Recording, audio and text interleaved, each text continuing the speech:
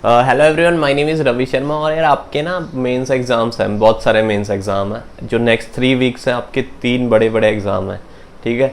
आपका मतलब सबके आपके नहीं होंगे, लेकिन बहुत सारे लोगों के, जैसे कि अब 24 सितंबर को आपका आरआरबी क्लर्क का मेंस है। उसके बाद 1 अक्टूबर को आपका किसका आरआरबी पीओ का है, और 8 अक्टूबर को ऑल इम्पॉर्टेंट आईबीपीएस क्लर्क का मेंस है। तो आप इन सब चीज़ों को कैसे मैनेज करें, और अभी लास्ट जो 1 2 3 हफ्ते बचे हैं जो भी आपका एग्ज़ाम है, उसमें आपको क्या क्या करना चाहिए कि आप अभी तक आपने अगर बहुत ज़्यादा भी नहीं किया है, थोड़ा बहुत तो आपने किया होगा, मुझे भरोसा है। अगर बहुत ज़्यादा भी नहीं किया है तो अब इन इन इन इन 1 2 3 हफ्ते में हम क्या करें कि हमारे जो ये एग्ज़ाम्स हैं इनमें बहुत ज़्यादा चांसेस बढ़े क्लियर करने के, ठीक है। अगर आप ये चीज़ें करते हैं जो मैं आपको बताऊंगा तो डेफिनेटली आपको बहुत सारी हेल्प होएगी, ठीक है। और आपको मैं अपने एक्सपीरियंस से ये बताऊंगा कि जो चीज़ें हैं, जो कॉन्फिडेंस है, वो लास्ट में कैसे आपको बिल्ड करना चाहिए ताकि आपका एग्ज़ाम क्लियर हो जाए। तो अगर आप मेरे से कनेक्ट करना चाहते हैं, you can connect with me on champions of Ravi Sharma Telegram channel, या फिर इंस्टाग्राम पे भी आप मुझसे कनेक्ट कर सकते हैं। The link is in the description. तो अब स्टार्ट करते हैं इस वीडियो को। SBI क्लर्क 2022 का जो कंप्लीट पैकेज है गाइडली आपके लिए लाया, जिसमें कि 35 प्रीलिम्स के मॉक, 10 मेंस के मॉक, लगभग 6000 प्रीलिम्स के सवाल प्रैक्टिस और मेंस के 5000 सवाल, PDF टॉपिक वाइज और general awareness smart quiz, English का भी PDF कोर्स, जिसमें आपको प्री और मेंस के लगभग 3500 सवाल प्रैक्टिस करने को मिलेंगे। तो लगभग जो आपको चाहिए उससे भी बहुत ज़्यादा चीज़ है 299 में। उस पर भी अगर आप RKS12 कूपन कोड लगाएंगे तो आपको लगभग 312 या 36 यानी कि 40 रुपये कम से कम और ऑफ मिल जाएंगे। तो ये बहुत ही मिनिमम पैकेज में आपको बहुत ज़्यादा मिल रहा है, तो आप ये ग्रैब कर सकते हैं। इसके अलावा आपको अगर अल्टीमेट बंडल PDF कोर्स 2022 चाहिए, जो कि डेली PDFs की फॉर्म में, क्विजेस की फॉर्म में, और वीडियो सॉल्यूशंस भी उसके अवेलेबल होते हैं, सिर्फ 799 में। उस पर भी RKS12 लगा के आपको एक्स्ट्रा 12% ऑफ मिलेगा, और ये सारी चीज़ें आपको इसमें मिलेंगी। तो काफ़ी अच्छा ऑफर है, ये भी आप ग्रैब कर सकते हैं। लिंक दोनों के मैं डिस्क्रिप्शन में दे रहा हूँ, तो आप go and check that out. पहली चीज़ मुझे ये बतानी है कि आपको ये डिसाइड करना है और ये अपने आप से पूछना है कि कौन सा ऐसा सब्जेक्ट है जिसमें ROI ज़्यादा है, यानी कि रिटर्न ऑन इन्वेस्टमेंट ज़्यादा है। आप अगर कुछ घंटे, मान लो आपने 5 घंटे मैथ्स को दिए, मैथ्स यानी कि क्वांटिटेटिव एप्टीट्यूड को, तो कितना चांस है कि आप उस 5 घंटे से ऐसी चीज़ें बटोर पाएंगे कि एग्ज़ाम में शॉर्ट आप वो आंसर दे पाएंगे।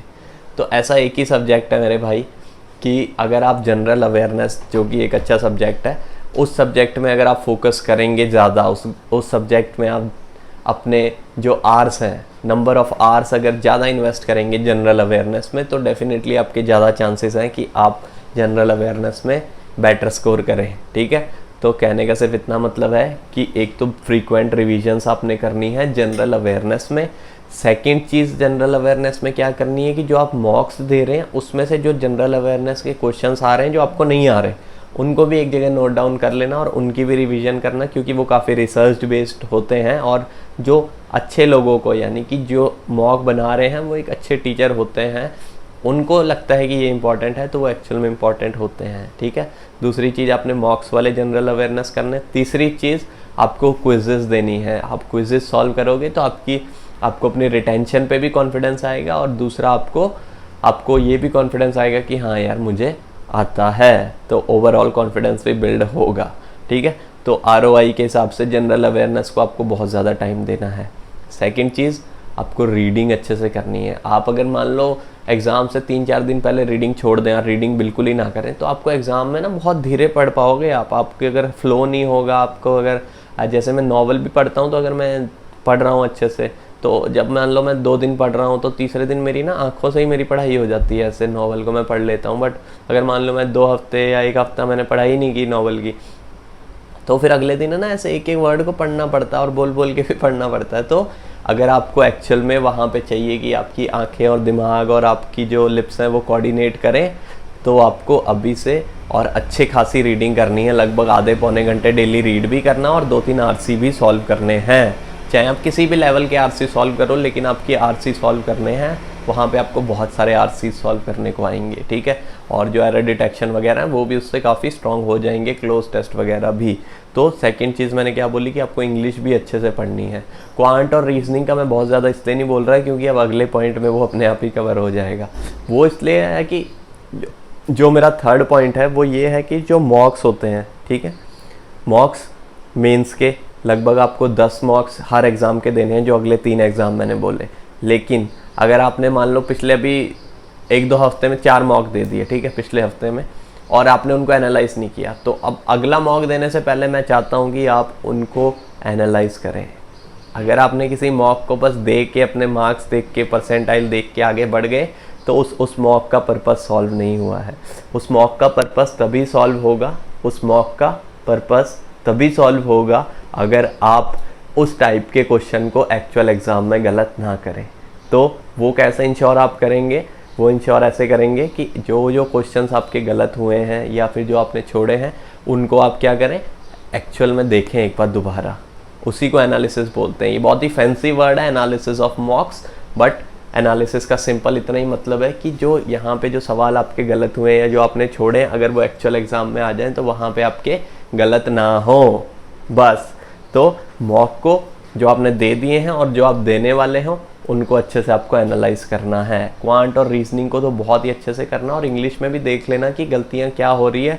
अगर आपने इंट्यूशन गलत लगाई है तो उस इंट्यूशन को नोट करो कि यार मैंने ऐसे सोचा था लेकिन मुझे सोचना ऐसा चाहिए था, तो एक्चुअल एग्जाम में आप वैसा सोचेंगे जैसा सोचना चाहिए था, ठीक है। तो ये छोटी छोटी चीज़ें हैं जो आप बोलोगे कि यार ये क्या चीज़ें बोल रहे हो सर, लेकिन यही चीज़ें हैं जो आपके मार्क्स इधर उधर से बढ़ाएंगे। और इसके अलावा जब भी आप मॉक देने बैठते हैं तो आपको दिमाग में ये बार बार बोलना है कि भाई मेरे को आज सिली मिस्टेक नहीं करनी, अटमोस्ट फोकस के साथ मैं दूंगा, ताकि मेरी जो इधर उधर 1-2 मार्क्स फ्री में उड़ा रहे हैं, 1-2 मार्क्स की वैल्यू बहुत है बैंकिंग एग्ज़ाम्स में, मैं आपको बता रहा हूँ, और ख़ासकर मेंस में।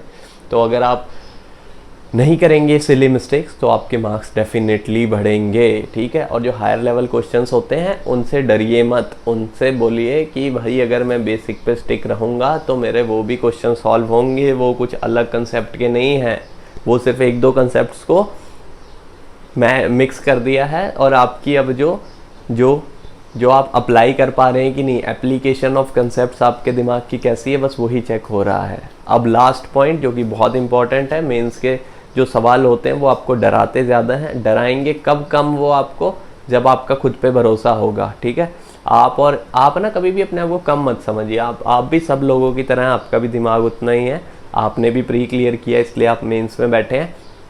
तो जो सेल्फ बिलीफ है वो भी एक क्रिटिकल फैक्टर है इस मेंस एग्ज़ाम में, ठीक है। तो माइंडसेट को अच्छा रखना और अपने ऊपर भरोसा जताए रखना, चाहे आपके मेंस के मॉक्स में मार्क्स कम भी आए तो यही मेरे 4-5 पॉइंट थे कि अपने ऊपर भरोसा रखो, जनरल अवेयरनेस करो, इंग्लिश को अच्छे से पढ़ो, और जो मेंस के मॉक है उनको एनालाइज ज़रूर करें आप, ठीक है।